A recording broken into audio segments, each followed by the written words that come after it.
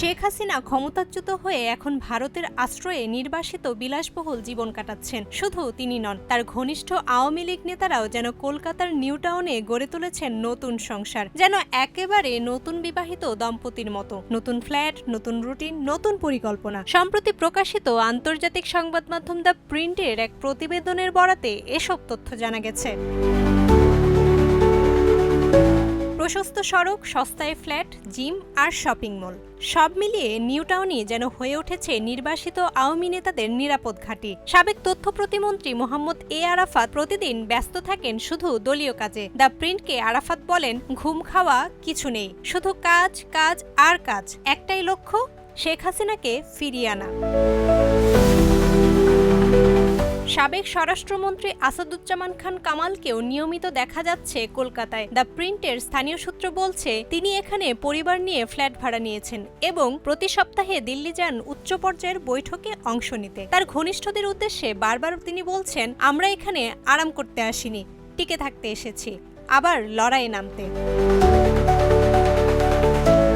অন্যদিকে কক্সবাজারের সাবেক এমপি দ্য প্রিন্টকে জানালেন, ভোরে ফজর নামাজ শেষে তিনি জিমে যান। তার সহকর্মী আবার পিলেটিস অর্থাৎ এক ধরনের ব্যায়াম বা ফিটনেস প্রোগ্রাম ক্লাসে ভর্তি হয়েছেন। তবে বড় ঝামেলা রান্না, কারণ কাজের লোক ছুটি নিলে ভিডিও কলে ঢাকায় থাকা স্ত্রী রেসিপি বলে দেন। এমপি মজা করে বলেন, বাংলাদেশে ফিরলে হয়তো শেফ হিসেবেই ক্যারিয়ার গড়ব।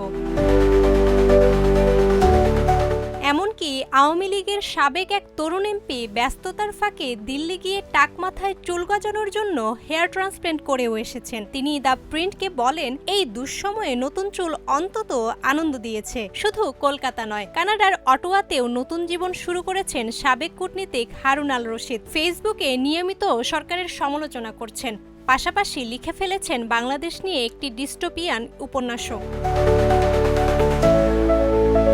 সব মিলিয়ে আন্তর্জাতিক সংবাদ মাধ্যম দ্য প্রিন্টের বরাতে স্পষ্ট, শেখ হাসিনা পতনের 1 বছর পর কলকাতার জিম, রান্নাঘর আর গোপন বৈঠকেই কাটছে নির্বাসিত আওয়ামী নেতাদের দিনরাত। এ সবই যেন স্মরণ করিয়ে দিচ্ছে, ক্ষমতা চিরস্থায়ী নয়।